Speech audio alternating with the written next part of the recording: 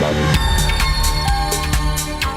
faut lire, il faut lire, il faut lire, il faut lire, il faut lire. Ça c'est sûr, il faut lire, il faut lire, il faut lire. Si vous voulez entraîner votre cervelle, oubliez donc, Julie, les sudoku et les mots croisés, mots fléchés, vous plutôt d'ailleurs j'ai vu. Des chercheurs californiens ont découvert que pour devenir intelligent, il suffisait, enfin façon de parler, de lire Kafka. Et si on lit Marc Lévy, ça marche aussi Stéphane Lakowski, bonjour. Bonjour. Ah non, Marc, Joker. désolé, ça ne marche pas, Marc Lévy.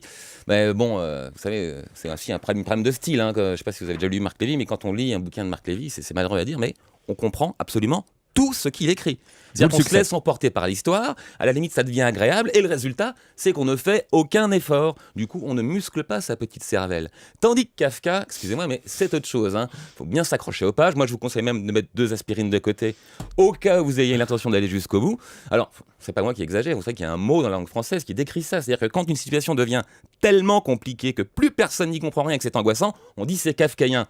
Et c'est bien que le problème, c'est bien que les bouquins de Kafka sont très compliqués. Mais alors, justement, c'est parce qu'on ne comprend rien à Kafka qu'il nous rend plus intelligents.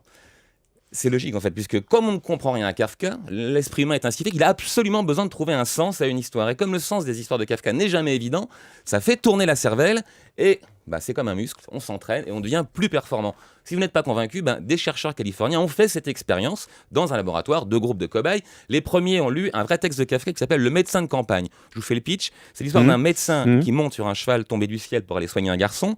Quand il arrive dans la chambre du garçon, il entend des voix. Il se déshabille, le garçon guérit, mais quand la famille le remercie, il se sauve par la fenêtre. Donc, vous voyez, c'est là que les 2 aspirines que je vous ai conseillé de mettre de côté peuvent être utiles.